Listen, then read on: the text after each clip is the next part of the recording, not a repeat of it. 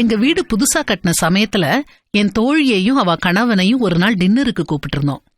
அவங்க வீட்டுக்குள்ள வந்த உடனே என் தோழியோட பார்வை கிச்சன் பக்கம் நிலகுத்து நின்னுது. என்னடான்னு திரும்பி பார்த்தேன். கிச்சன் சிங்க் டேப்ல இருந்து ஆர்வோக்கு போற ஹோஸ் கலண்டு பைப்ல இருந்து தண்ணி பீச்சுக்கிட்டு வந்துகிட்டு இருந்தது. எனக்கும் என் கணவருக்கும் என்ன செய்யறதுனே தெரியல. என் தோழி உடனே தன்னோட ஹேண்ட்பேக சோஃபா மேல வச்சுட்டு சேலைய வரிஞ்சு கட்டிக்கிட்டு மடன்னு வேலை செய்ய ஆரம்பிச்சா. டவல், கயிறு, துணி, செலோ டேப்னு ஒவ்வொன்னா அவ கேட்க, நானும் என் கணவரும் அவ கேக்குறதெல்லாம் எடுத்து கொடுத்துக்கிட்டே இருந்தோம். கொஞ்ச நேரத்துல அவ பீறிட்டு வர தண்ணிய நிப்பாட்டிட்டா. கிச்சனையும் தொடச்சி சுத்தப்படுத்திட்டா.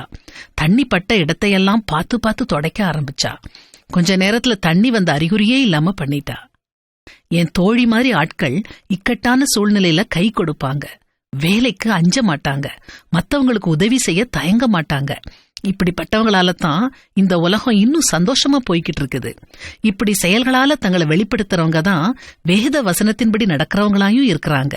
திருவசனத்தை கேட்கிறவர்களாய் மாத்திரமல்ல, அதன்படி செய்கிறவர்களாயும் இருங்கள் அப்படின்னு வேதம் சொல்லுது. தேவன் நாம செய்யணும்னு விரும்புறதையெல்லாம் நாம செய்யறோமா? வேதத்தை வாசிக்கிறதோட நிறுத்தாம அது சொல்றபடி நாம நடக்கிறோமா? மத்தவங்க இக்கட்டான சூழ்நிலையில இருக்கும்போது அவங்களுக்கு நாம வெறும் அட்வைஸ் கொடுக்கறோமா, அல்லது நின்னு வேடிக்கை பாக்குறோமா, அல்லது என் தோழிய மாதிரி செயல்ல ஈடுபடுறோமா? இவ்வளவு நாள் எப்படி இருந்தாலும் இனிமேலாவது செயல் வீரரா மாறுவோம்.